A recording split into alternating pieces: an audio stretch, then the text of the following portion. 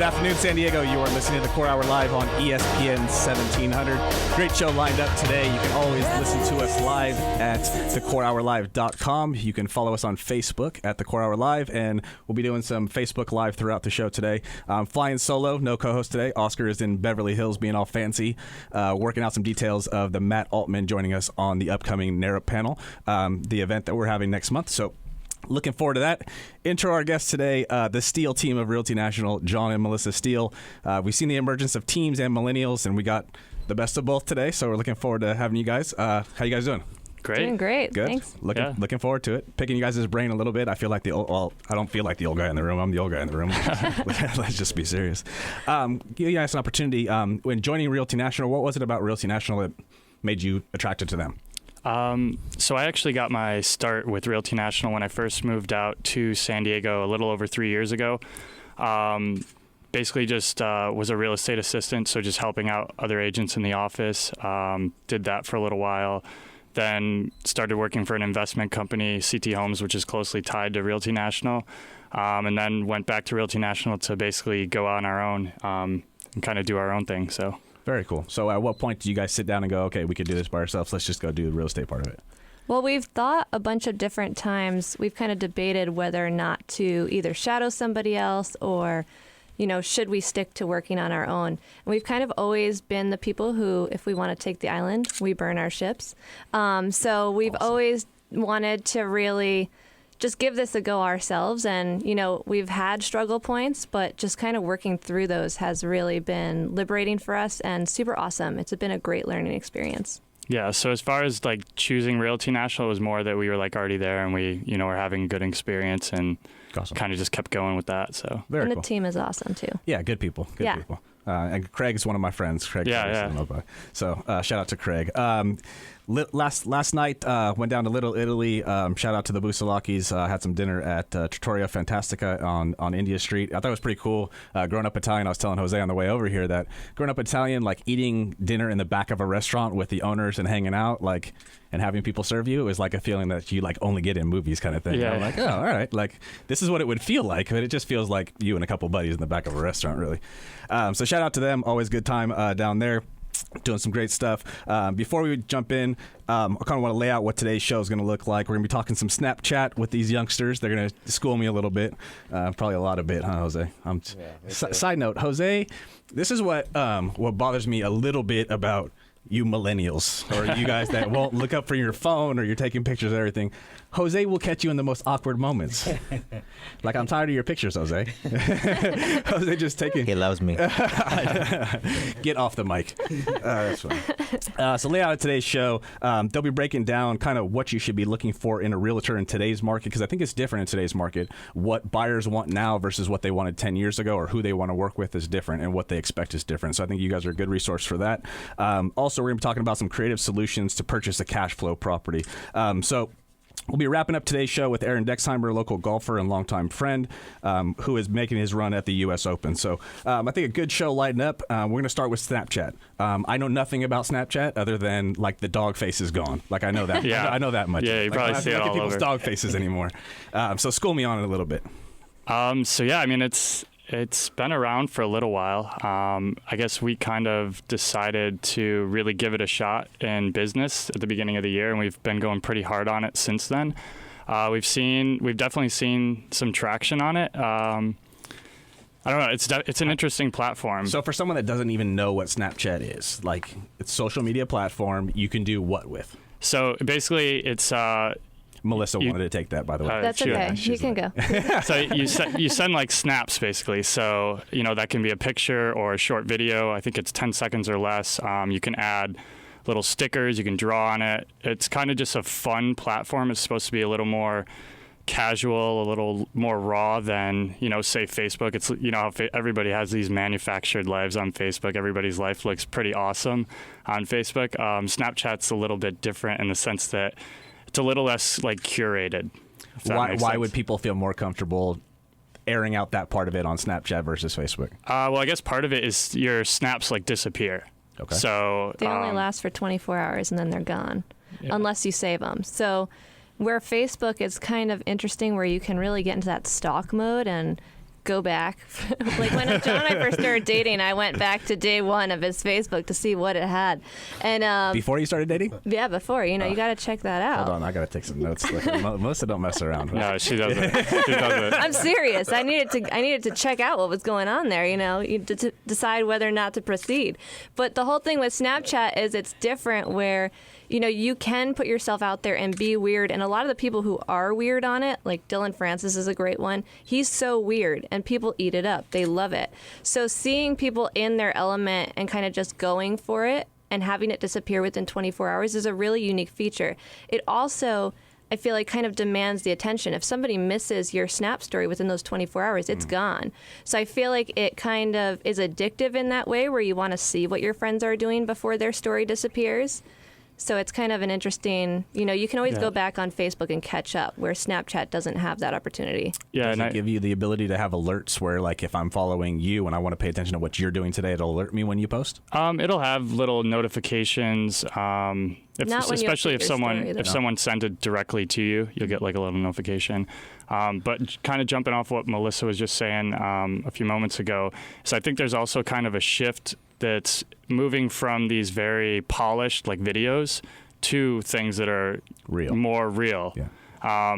You used to think that you had to have this like this awesome highlight reel and like great effects and really really clean looking video, and I feel like now we're seeing almost more attention to the things that Is it because we got so much of that video? Like everybody thought that they had to do those types of videos that we're just over those types of videos now? Or it's just like we know that they're not as real as... Yeah, I mean, it might be kind of that. And also, I mean, those videos are more like advertisements. I mean, we're just bombarded with advertisements day in, day out, whereas you get just someone talking to you very real, very raw, uncensored, and it's I guess a better connection sometimes you can get with people. Yeah, there's something really candid, and I would say you almost feel like you're developing a relationship with somebody on Snapchat. It's actually really interesting. We've had FaceTime calls with people that we've met on Snapchat. Back in New York City last week, we met a friend that we've made on Snapchat, which was cool. We met him in person. But it's really interesting because with that face-to-face communication, it's you in your element, where I feel like Facebook and a lot of the YouTube of the past has been very curated content. It's something that you're spending a lot of time making it look sexy to post and have it be awesome for your friends to look at, where Snapchat's kind of just you, and that's about it, It's like the unfiltered version. You don't get to spend a half hour prepping for this. It's just whatever you're doing right now. Exactly. And sometimes you can take a few clips in a row of you being like, blah. Yeah. We do that sometimes. And I'm like, damn, I should have maybe posted like all 5 of those blahs because that would have been funny after the fact. But I like how you think. You're like, I should. So how much time are you actually spending on Snapchat? If you're having to, well, I guess your guys is for business purposes, how does it benefit a realtor business-wise by using Snapchat? So it's been interesting to kind of see our Snapchat evolve. We had originally been using it both for personal reasons, and then we kind of decided to give it this spin with our business because we were getting a lot of great feedback from our personal following. We were touring homes and really being able to show unique attributes of homes throughout San Diego, with it just being, candid and fun. So when we started getting really great feedback, we were scheduling video calls and stuff with friends and family from back in New Jersey and New York who were viewing all these properties that we saw, and they were getting really excited by it. So we decided to kind of embark on it with the real estate and having the business in mind, and we've gotten really great feedback. It's been interesting. We've connected with investors in New Jersey and Florida. We've connected with other agents countrywide. It's been a great referral source for us. We haven't actually referred any clients to any of the agents that we've met yet, but we plan to if we ever meet anybody in those areas. And then just from a client perspective, we're hoping that one day it does bring us leads, and also we're wondering if it may turn into kind of a passive income product because real estate is nationwide. And if we have a client out of state, we would, that's talking to us on Snapchat and asking us questions about investing where they are located, and we've got that knowledge and we are helping them, then we can absolutely connect them with a rockstar agent that we know in their neighborhood, whether that be somebody we met on Snapchat or somebody we have an existing relationship with, or vetting out awesome agents countrywide. So ultimately using it as a referral source that we can then, pass along referrals to people nationwide and then hopefully get some here in San Diego as well. Yeah, I mean, I think it's a great platform for real estate. Even people who aren't on the market to buy a home, I mean, we come across them all the time. They still like looking at Zillow and, you know, all the pictures online, going into open houses. And being real estate agents, you know, every day is different for us. Every home's different. So there's always, basically our Snapchat, it's not the same thing every day. So for people who view it, you know, they get something different a lot. It's a unique look into the industry and into the San Diego market. And I don't know, it seems to capture people's attention. Do you feel like you're getting more of a response or more of a comfortable reach out to you in Snapchat versus other social media platforms? Like Absolutely, Okay. I would say. Yeah. It gives it a much more personal feel. Every time, you know, if I post a really awesome property, I'll have people messaging me like, oh, that's an awesome property. How much does that one cost? How many bedrooms or bathrooms does that have? And you wouldn't get that in Facebook. I No, feel like you- that, like No. You don't as people are much. kind of just numb to like. Yeah, you get a like. Well, You might get a like. Yeah, you might get some likes. But the syndication on Facebook is different too. Unless you're getting a lot of likes, comments, and interaction, it's not necessarily going to be at the top of somebody's feed. Where on Snapchat, if you're friends with somebody, you know, they have a limited number of friends that they're probably just viewing through their list. And to not miss your story, they're going to be viewing it. And it's kind of interesting because with Snapchat, you can either send messages via text or, you know, quick snap your face for 10 seconds and be like, that was an awesome property. That looked so cool. Where is that located and how much is it? Yeah. Yeah, I think good stuff. I think that one other thing I wanted to ask you guys. So, you know, Snapchat a couple years ago, people wouldn't have seen that as a business tool, especially in real estate.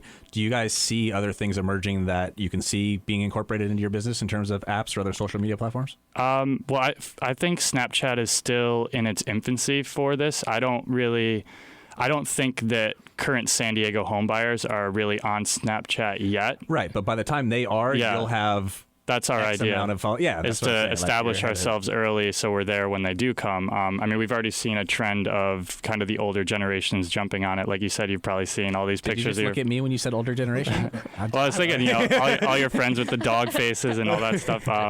So, I mean, we're starting to see it come already.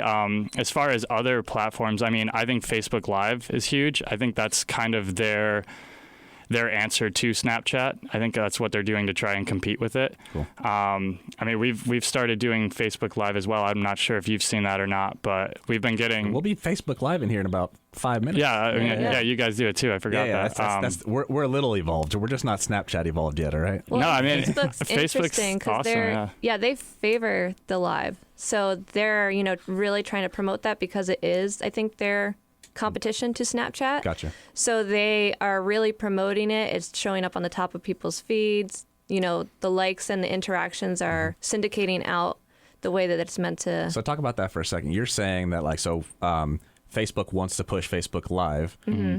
So how they put it in your feed will now be more at the top and, you know, more Yeah, more frequent because accessible. they're trying to push it. Yeah, For me, I don't know how mine is different, but literally anytime any of my friends is live, I get a notification. Yeah, me too. Yeah, John says he doesn't get that, but I don't know if John, he maybe just John's wasn't looking paying down at attention. Snapchat. Yeah, I don't know. You got too many things going on. But that's the thing too, is like, how do you stay focused on business when you have all these different pieces in place that you know will help drive the business? But how do you, you know, take that time to go, that's this time, and now I have to spend my time doing business?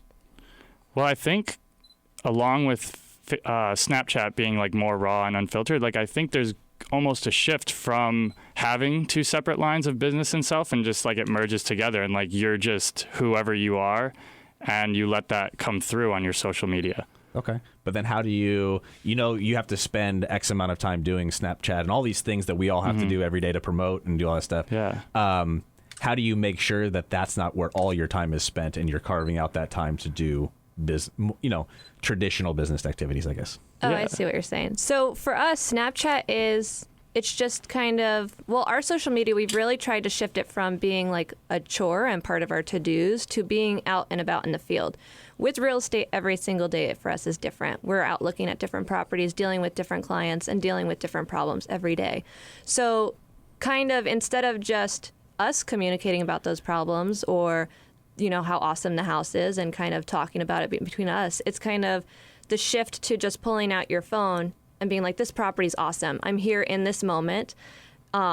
This kitchen is blowing me away. What do you guys think of this property. And we've been trying to do that with live too. I mean, before all of our open houses, we'll typically do a walk through the property, really familiarize ourselves with it, check it out, turn on all the lights. And then now, as I'm doing that, I'm doing a Facebook Live video and showing people that property. It's kind of a virtual open house. And that's been getting a lot of good feedback, I think that's too. what people need to understand. I think that's what I was getting to, in the sense that they look at this, and even the show, like for the show, they look at me like, well, you're a radio show host. Well, like, no, this is what I do. Like, you have to do these things in your business in order to be better in your business. And that's just what it comes down to. It's not extra time. This is time that I need to be carving out to do these activities anyway, or you're doing it anyway. If we go live from studio next segment, it's not like I'm doing anything different. It's just you're getting an insight into what we're doing. Yeah, so exactly. I'm with you there. Yeah, it's kind of just, I think the lines between business and personal are, like John said, kind of becoming one. And I think that's really special in what we're seeing in today's time, really, because I think that's made a major shift from our parents' generation,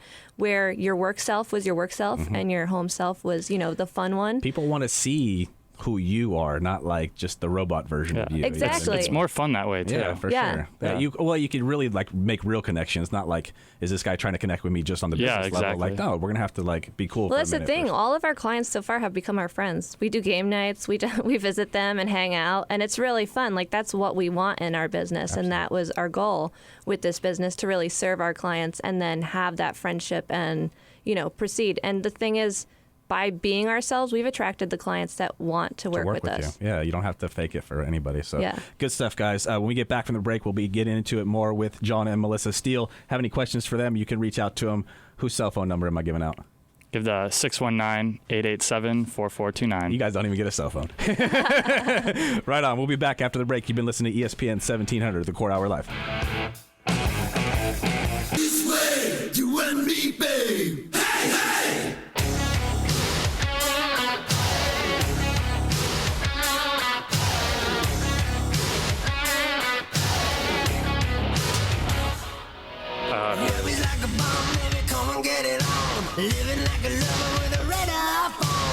And we're back. You've been listening to the Core Hour Live on ESPN 1700. A little quick break. We've been talking to the Steeles of Realty National, John and Melissa. Great stuff. The Millennials perspective, both from the client's perspective and the professional's perspective. So good stuff today in the studio. I wanted to ask you guys, what do you guys foresee this industry looking like 5 years from now? I know it's a conversation you guys have because you're forward thinking and evolving into like, what's this going to look like? What are your guys' thoughts? I mean, as we've already seen, in the past few years, everything is shifting to online.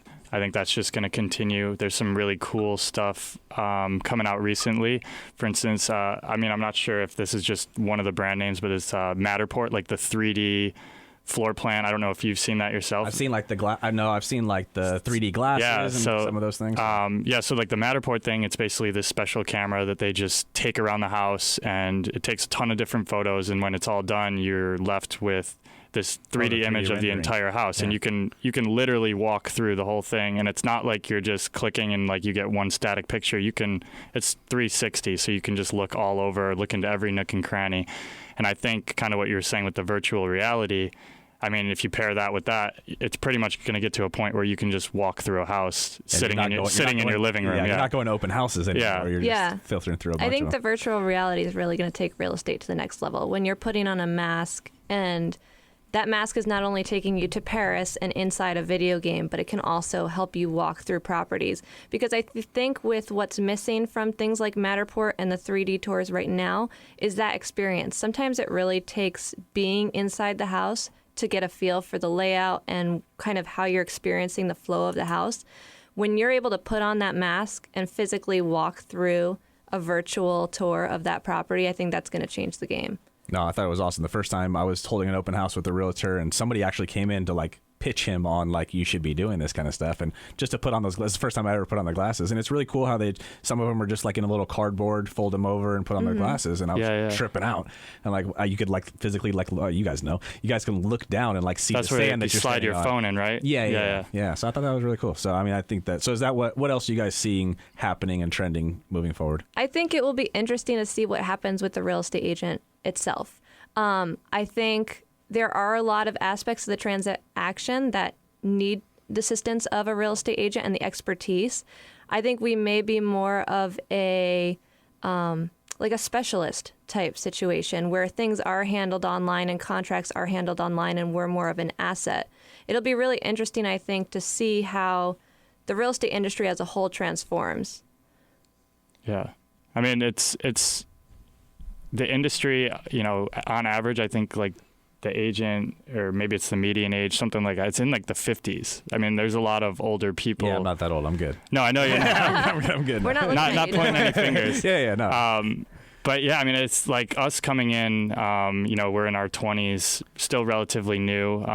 But it's interesting to see, you know, the stuff that we're trying compared to, I feel like, the older generation that's like, they're stuck doing, you know, what worked, and it may have worked well for them and it may still work well for them, but I don't know if it's necessarily indicative that it's going to work well in the future. Yeah, I think those agents that have been in this business 20, 30, 40 years that have actually evolved with the business, those are the ones that like I could admire. Like, yeah. You don't have the same old business card face. Yeah, exactly. Yeah, I like all of that, but the ones that aren't evolving, what place do they have in the market come 5-10 years from now? You know what I mean? Like the one waiting for a phone call to like go show me a property. Like, I don't need just that person anymore to like pick me up and go show me a property. Well, that's the thing. I think the real estate agent themselves, and this is something that we pride ourselves on, is going to be the wealth of knowledge. So when we get a client, we like trying to create creative solutions for them in ways that they can use their property to potentially make them income,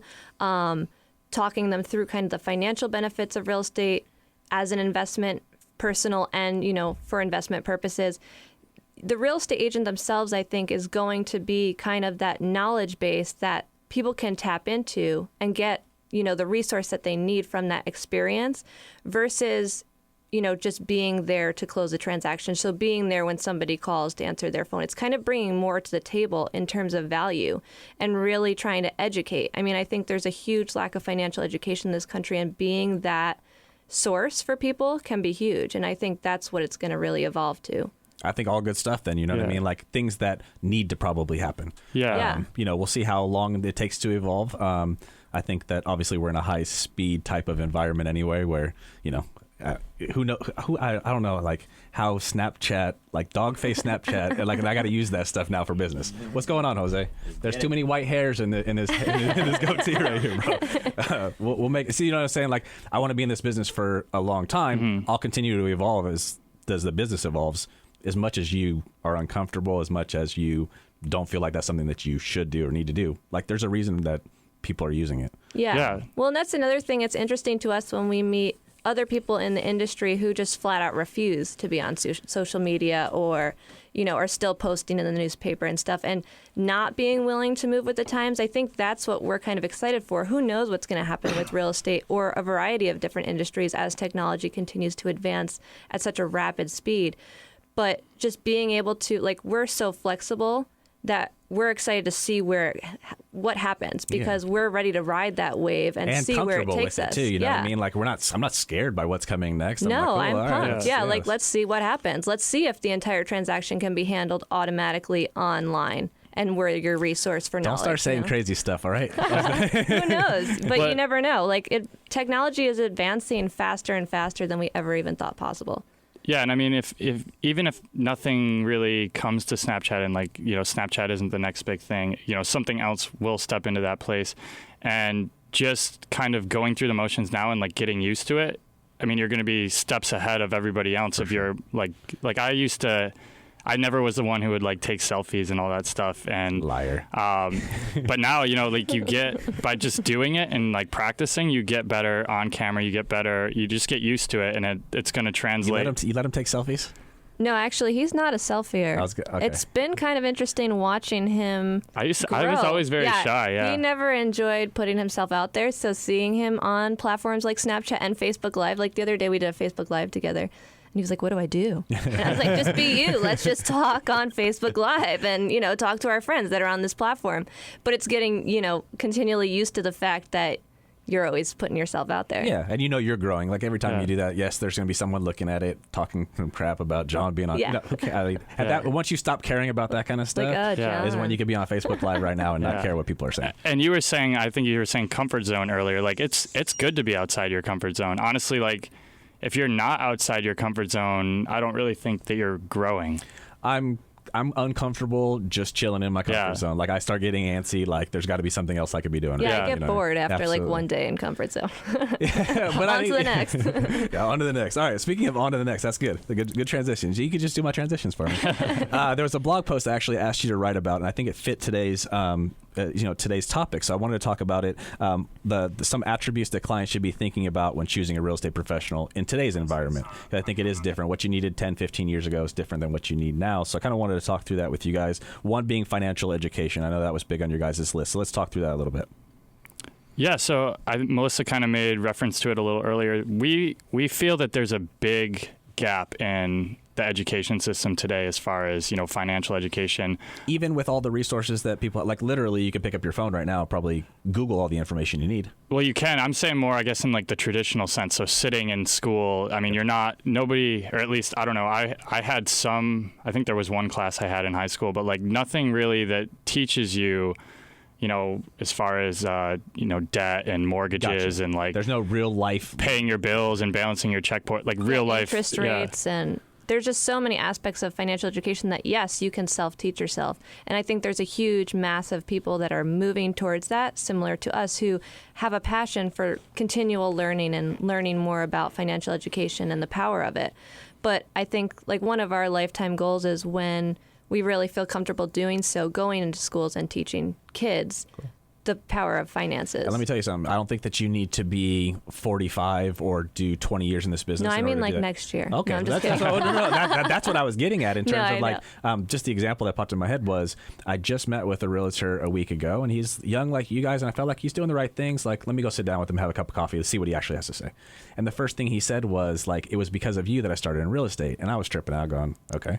I noticed he went to Patrick Henry. So I was like, I thought that would be a connection too. That's where I went to high school. And he said, you came into your dad's class when you were like 23 years old and you did a presentation on like being in real estate. Nice. You inspired someone. Yeah. I thought that was like, that's awesome. Right. And then I was thinking, what the hell were you doing at 23 standing up in front of people telling them what to do? But they were high school students. So like, if anybody pulled a nugget out of that, don't, that's the thing. We definitely want to make that happen. Right now, we're focusing on business and growing our business. But as soon as that happens and we feel as though we've achieved that goal, it's absolutely something that we want to explore more on. Because, there's just such a lack of, that common knowledge that, a lot of the ways that the rich get richer, and they're using these loopholes and benefits. And, the government has a lot of programs in place that help us to become rich. And I want to see all my friends and family and people I don't know get rich with me.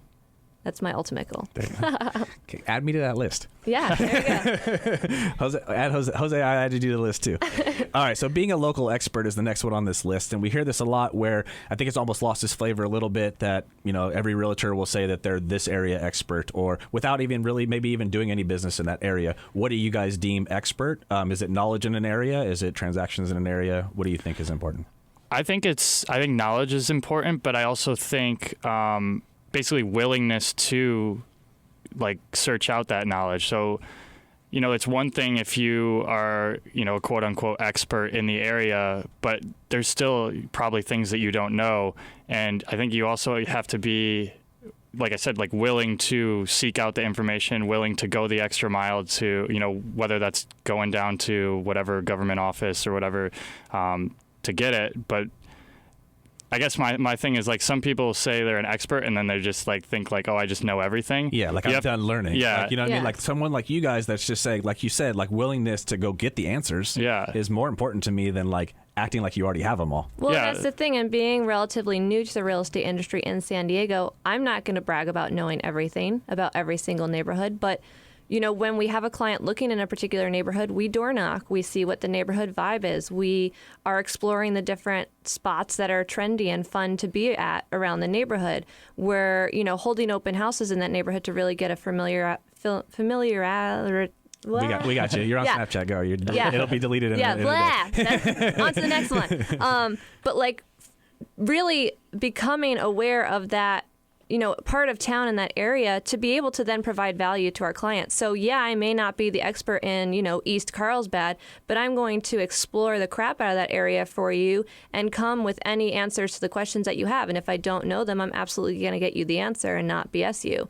And I think that's really the difference between some of these local, in quotation marks, local experts that we've met don't actually know a lot about the neighborhood. They've just it's been a label. there for It's a label, and like I've been in this neighborhood for 20 years. Yeah, so. and like that's great. You're doing deals right and left in the neighborhood, but you don't know where people are hanging out in the neighborhood. The people that are doing deals right and left in a neighborhood, I'm okay with them putting their local expert kind of thing on it. It's the ones that like haven't sold a home in the neighborhood that still have the what's to put local expert exactly. on it. Yeah, those are the ones that get under our skin for sure. We're going to take a quick break. When we get back, we'll be finishing up this list, the attributes a client should be paying attention to when choosing a real estate expert. So I said real estate expert. Local expert. Right on. You've been listening to the Core Hour Live on ESPN 1700. We'll be back with the Steeles of Realty National.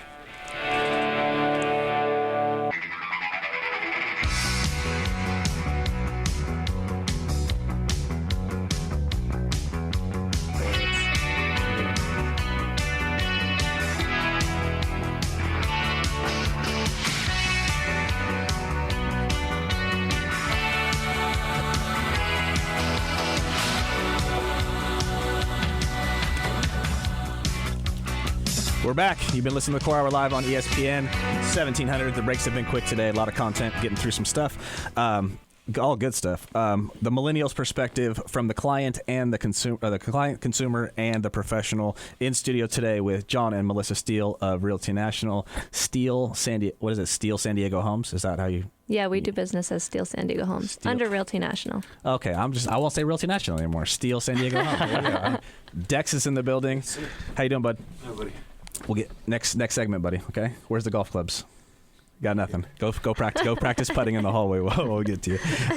So we're getting back to our list here in terms of some attributes clients should be thinking about when choosing a real estate agent in today's environment. Things are changing. What do you need to be paying attention to? Next thing on this list is personality. So do you need a realtor that has a different personality than you in order to, or do you need for me, I want to choose a realtor that doesn't have the same personality as me, for the reason being that I already have all those things. Give me something that I don't have. What's your guys' take? Well, I guess what you said is totally fine. I think the biggest thing is just finding someone who meshes well with you, whether you want the opposite or you want the same. And it doesn't have to be opposite. You guys mesh. You're married, but you're not the same. You know what I mean? Yeah. I think that's why teams are excelling right now too, is because you're getting the different personalities. People have different personalities just by themselves. Yeah. So and different strengths too. John is really analytical, where I'm more of the upfront people person, but personality-wise too, John meshes so well with people who have an analytical mindset, where I can walk through a house with the wife of that analytical man and, plan the whole house with her and where all the furniture is going to go. So I think personality is huge, because also a real estate transaction, aside from a 30 to 45 day escrow period, you're looking at, a series of months leading up to actually purchasing a house. And if you're not jiving well with your real estate agent from the get-go, that 4 to 6 month, potentially even a year-long process is going to be really long and tedious with somebody that you don't enjoy hanging out with. Yeah, I find it interesting when we hear comments that people say they have a real estate agent, they've been working with one, but they're like I don't really like them. Like they want out, but they don't know how to get out. But it's it's strange to me, because it's you don't have to work with them. There's plenty of other agents. They're like, John, blink twice if I can get out of this. I feel like people are like that. The longer it gets, sometimes it's harder to break away from it, in terms of maybe it not being the right fit. How long do you think? How long do you give before you guys realize whether or not you're going to mesh with a client? We typically know right off the bat, I would say, whether or not we want to work with the client. If we're not having a good relationship with the client, or, not jiving well, we have no problem firing clients. And we kind of go into transactions the same way, unless it's a listing agreement. For our buyers in particular, we don't make our buyers sign paperwork. We talk with them and we meet with them initially, and we basically have a handshake agreement. If you are having any problems along the way or are not enjoying your experience, let us know, and we'll absolutely either, adjust, or we can end the relationship. And so far, we haven't been fired, so that's good. Well, I think part of it is being upfront with them and laying out those expectations. You know what I mean? I think most won't. They'll get into a situation where 3 months later they're going, I don't want to be in this relationship anymore. Yeah. Yeah, and Well, the thing is, I'd hate to work with somebody who feels forced into working with me. I want somebody to work with me because they're pumped about working with me because I'm stoked to find them a house. Like, that's fun for us. Whereas, if they've got a signed piece of paper that's kind of tying them to you, is that necessarily the business that you want to be running, where somebody feels obligated and, that they can't escape their contract?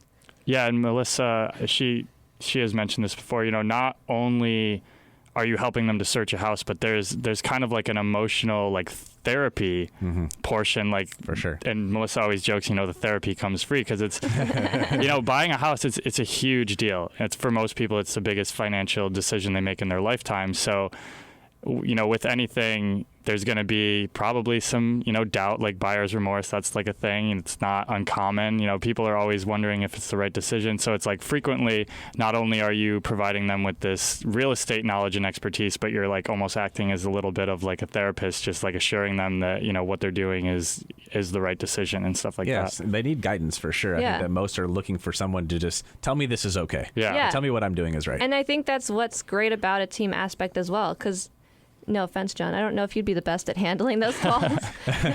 No offense, but none taken. Thank you, honey. He has enough problems to deal with me, with my problems. Okay, but I tell him. that's why it works though. That's why I was saying I think teams excel. I think husband and wife teams do good because one, like she just said, you standing alone might not capture that client. Yeah. You alone might not service that client the way that client needs to be serviced, but together you guys can. So I think that's an important part for the equation for sure. Let's get to number 4 on this list, timeliness. Yeah, timeliness. Now I can't talk. Yeah. Timeliness. And I think that this kind of goes in a couple different directions.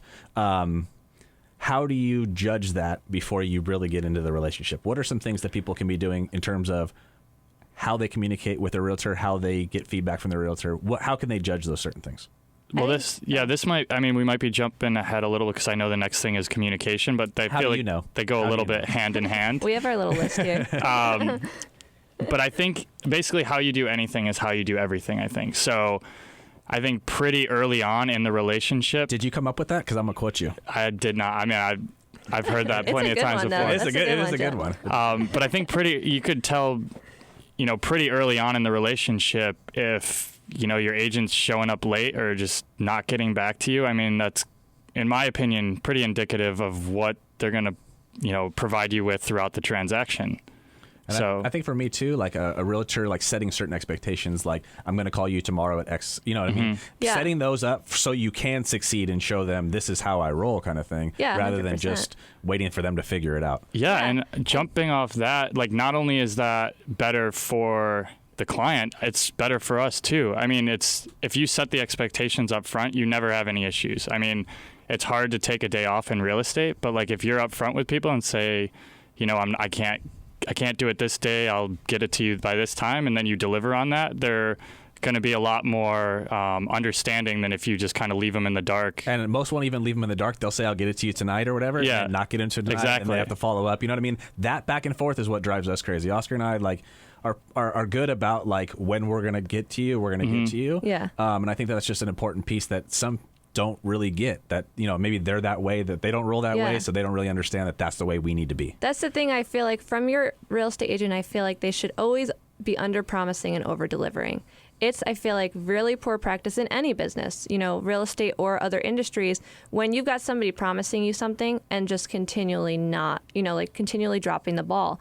And I feel like that's something that has been interesting to us really in the real estate industry, seeing how other people operate and work, because there's so many agents who we've wanted to submit an offer on their property, and we'll call every day or multiple times, per day. Yeah, you will. Yeah, because we're on top of it. She'll go off on you. Yeah. Just yesterday, I had to call. I was working with a lender, and I couldn't get in touch with them for a full week, and I was calling and leaving about 2 messages per day. That's your fault. I called their coworker, and I was like, "Are they in the office today? Can you please hand them a message?" She didn't just call one coworker. She called multiple coworkers and had them deliver messages to After the first one, they still didn't call, and I was like, "This is absurd." So it's really like coming down to just doing your job and doing it well. I feel like can be huge. And I think it's eye-opening for those in the business that, like, sometimes that's what you're up against. Yeah. So if you're just good at these things. Oh, that's what I tell John all the time. Like, we're going to skyrocketing. Yeah, in you just can a just matter jump of over time all those things. because- As long as you do yeah. all the foundational stuff right. I think in any business, too. We're talking real estate, obviously, Yeah. but it's across the board. Yeah, this is just business basics, really. Yeah. Absolutely. Let's get to, we're going to skip over communication because John already ruined it. Yeah. Let's get to network connections. I think this is important, too, like who you know, how you're getting my property in front of people, who do you know that would probably purchase my property, all those kind of things in terms of putting people together is an important part of our business. Yeah. How are networks connections work for you? I think network is the biggest of every business. I think it's, 80% of business comes from referrals when 20% comes from paid advertising. And referral business is, 9 times out of 10, that much better than advertising business. So I think in business like real estate and just business in general, network is huge. John and I network, we have it, we do monthly goal setting, and on our monthly goal setting, it's pretty typical that we have at least 8 networking events per month on there with 2 per week.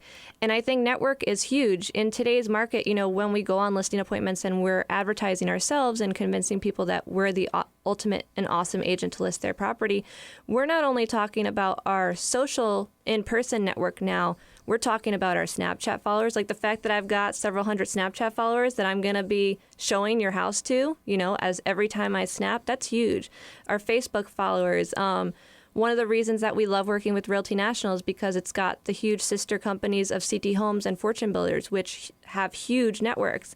So I think social media is huge in terms of networking, and then just in general, putting yourself out there and making it known that you're, the expert in what you do, and just being there to serve anybody, whether it be, a future client or somebody that just needs help with their business. Or I'm always reaching out to our business partners and people that we've met in the past with how can we help support you in your business?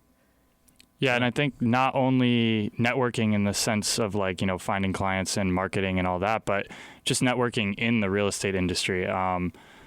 There's a lot of agents and real estate professionals out there in San Diego, but they're not all doing stuff. Right. You kind of have to weed all of that out. Yeah, so really kind of, I would say it's almost like a close-knit, tight-knit community. When you start getting around, you start seeing a lot of the same faces, a lot of the same names, and you, ideally, you want to establish yourself as one of those people, because, when it comes down to getting offers accepted, if they know your name, if they know your work ethic, your reputation, that's going to carry a lot more weight than say, somebody who's just submitting some blind offer.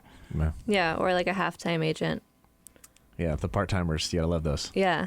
Yeah, I mean, I get it. There's a place for you. No, I do There's a place too. for you. Yeah, we started out as halftime. There's a lot there's of a people who transition. There's a transition agent and one that just hangs that out in does it. part-time zone. Exactly. Yeah, that there's takes definitely a their difference. occasional friend. Yeah. But yeah, I think thinking about that too. Just is that even though they're your friend, is that going to be the person that's actually getting offers accepted in an aggressive market like what we're seeing in San Diego? John and I always say we're not in the business of writing offers. We're in the business of getting offers accepted. And I think it's very much relationship based. No, good stuff. And I think that you don't be naive to the fact that whoever said that they go to 8 networking events a month. Did you just say that? Yeah, that's not That's our what goal we sheet. try to. The only way you're doing that is because you're a husband and wife team. There's no way my wife's letting me Oh, go yeah. to networking Yeah. events. Yeah. You can forget about that. That's Once another you get- strength of the team right Yeah, there. right. Yeah, I mean, we find ourselves talking real estate probably too much. We have to cut ourselves off sometimes because we're just always on. Just add a baby to the equation. Everything will be fine. Yeah, we'll wait. I'm sure No. our parents are listening. Sorry, Mom. It'll be a few more years. Yeah, sorry, Mom. With that being said, I want to give you guys an opportunity to give out all your contact information. Anybody have any questions with regard to anything we've talked about? Pick your guys' brains a little bit. How would they do so? So you can check us out online. Our website is www.steelsandiegohomes.com. That's homes, plural. And all of our different social media platforms, Facebook, it's all Steel San Diego Homes. Yeah, Facebook, Twitter, Instagram. On Snapchat, if you want to follow us there, we're Steel, STEELESD, Homes, with an S at the end. Our email is steelsandiegohomes@gmail.com. So that's STEELE, San Diego, HOMES @gmail.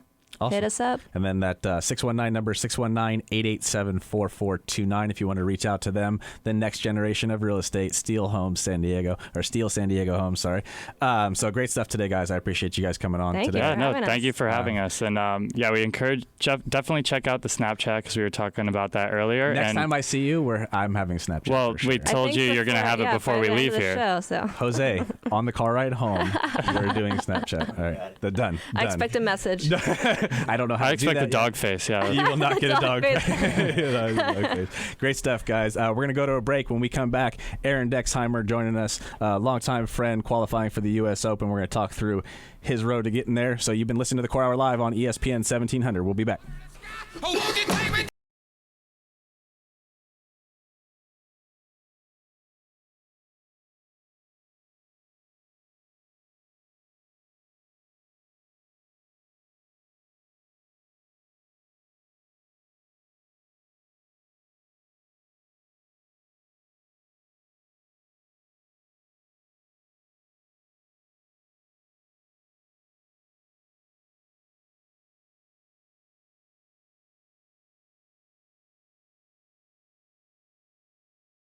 The show with my boy Aaron Dexheimer. Dex, how you doing, my man? Hey, good to be here. I got one question though. Why do you get all quiet? Why you get all quiet on me? Wait, where's Oscar? I know he's Oscar. Are you listening? we're just wondering where you're at, Pop. Oscar's in Beverly Hills. Oscar got he's fancy big on us league today. us He today, went big league on us. Dex, I've known you since we were little kids. We played baseball together. I'll show it to you after the show, but there's still a picture of you hanging in my parents' hallway. Yeah, I know exactly which one it is. You know which one it is. Your brother tells me about it all the time. Yeah, like I got to walk down my parents' hallway and you grabbing your crotch on a baseball field Hey, at the age of 12. I think that's just what happens. Always good times. I know that growing up, we played baseball together at a certain age. Golf was your thing. Dex went off on a planet all on his own, and he went to go golf. And came back a pro. You pretty much hit the nail right on the head, you know. So how does that transition look? Why at 14 did you you know, as you know, and many people that are close to me know that I go to Alaska in the summer, and I would go commercial salmon fish with my dad, and it gave me a great time to hang out with him and make a connection because I didn't live with him growing up. So, one day we had the day off. He's like, "Let's go driving range," and I'm like, I'm a baseball player. We grew up playing baseball, and I just grabbed the driver and I was like instantly hooked. I was like, this is it for me. And I told him, I was like, hey, Pops, can you buy me a set of golf clubs for my birthday? Because at the end of the summer is always my birthday and, fishing season's over. So he buys them. And I came home and I remember I was playing football at Patrick Henry and I would go practice. And as soon as I got off, I would have my mom drop me off at Mission Trails, which is right down the street from our high school. And I would stay there till dark. And then I just went one day and I was like, that's it. If I could do this all the time, I'll be set. So I stopped playing football. Still played baseball. And then it just sort of transitioned. I was like, you know what? At what age do you just say, like, this is I it? think I was in 10th grade. I wasn't very good at golf, but I knew that if I, applied myself it was well like a enough practice type of that I sport, could make it to college. And that was my whole goal, was I always want to play college golf.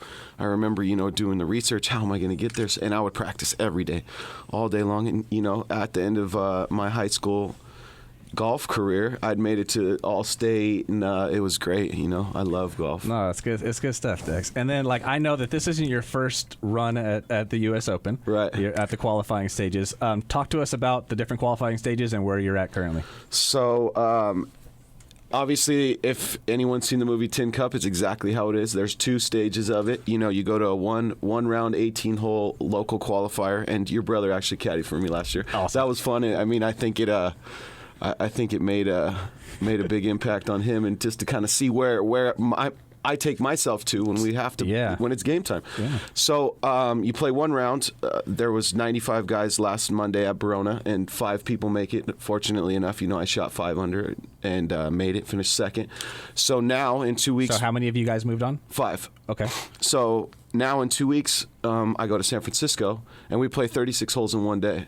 You go One day. You go one round at Olympic Club, Okay. and one round at Lake Merced, and they're about a mile and a half apart. So you play. Is there an elimination after the first round of No, golf? but so it's I mean, a full 36. Yeah, you pretty much know though if you don't play good. I mean, Are you not going for round two? It's, some people don't play the second round, but Well, because I'm sure, like, mentally to prepare yourself for those 2 rounds of golf, and then you kind of crap the bed after the first 18. You're going, am I really going to do this for the next 4 hours? How long of a day is that for you guys?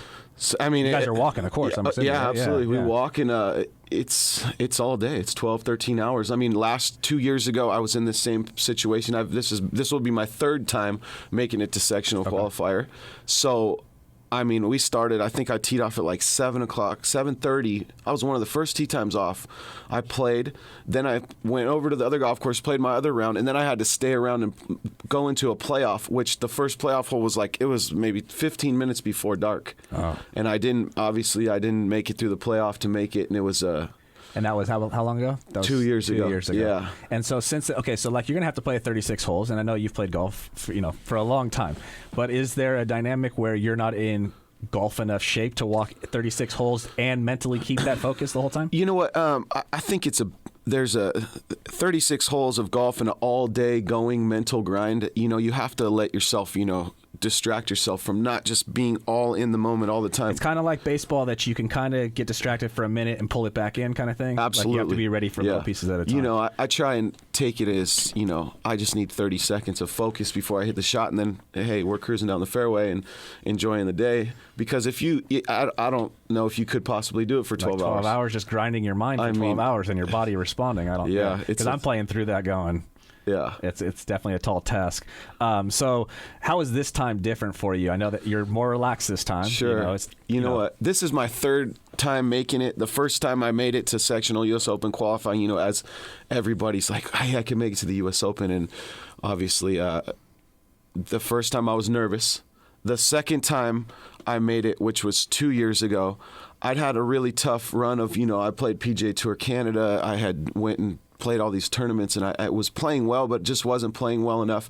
And it seemed like everything I did, I either missed the cut by one, missed qualifying for something by one. And then I made it to the U.S. Open sectional qualifier, and I missed that by one. And I remember getting in the car. I was going to say, what does that do to you mentally? I remember getting in the car, and it's funny because you can follow the scores live.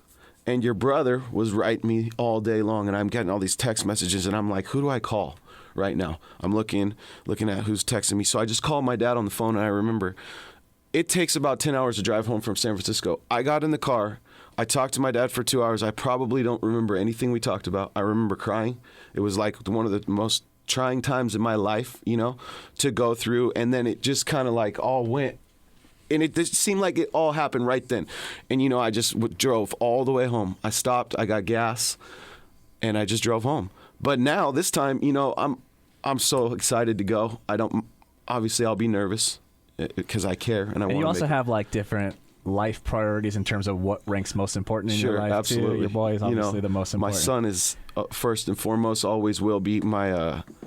I always had that mindset before, but, traveling around on an airplane here, back and forth. I mean, I was everywhere from the time my son was 0 to 2 years old. And now, And 0 to 2 is hard for a dad. I tell people that sometimes, too, like, because the connection's with mom more than anything. So, like, really we get to show our strengths maybe when they're a little bit older. So I think it's harder for us in that stage. You know what I mean? Sure. Like, it's easier to be distracted by what you were doing in golf. Yeah, absolutely. And I think, and I know he won't remember any of that time, but I left the hospital when my son was born and went and played Q school. The next day, no practice round, straight drove to Palm Springs. There's just times. I was at the first sectional U.S. Open qualifier when my son's mom was having our baby shower. Like, these are just the things I miss, and now I don't miss those anymore. And obviously, Well, you might miss those now. You might just have to miss those. But, he's old enough that if I make it to the U.S. Open, he's coming That's with true, me. I that's want him true. to know that if we make it, he's there. Someone's coming with us to make sure he's watching, to know hey, this is what Dad loves to do. Yeah, me and Johnny got him. Yeah. He's got, we got him, bro. I can only imagine if things do work out in a couple weeks, the support that I'll You'll have huge support, bro. Yeah. We all got you. And is there a number that you're shooting for, or is it just is there a number that you think you need to get to? Yeah, that's all determined by weather, if it rains, if it's windy.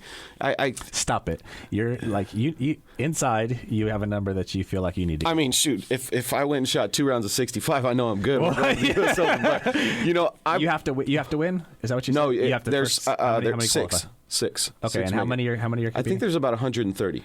Okay. Yeah, so I mean, it's doable. I finished. I think I finished 8th or 9th last time I did it. Okay. But my whole goal going up there this year is, like we were talking about, make sure that I don't let one shot slip. And when you play 36 holes of a qualifier, as opposed to 18 holes of a qualifier, the one round that I was at Verona, I was 5 under par with 4 holes to go. And I was talking to my caddy, my buddy Tyson always caddies for me up there, and I said, hey, you think I'm good? There's a time where you can back off the pedal and you don't really have to go because it is a one-round qualifier. And so I'm like, yeah, all right, let's play a little more conservative, make sure we get this in, no bogeys, and I was good.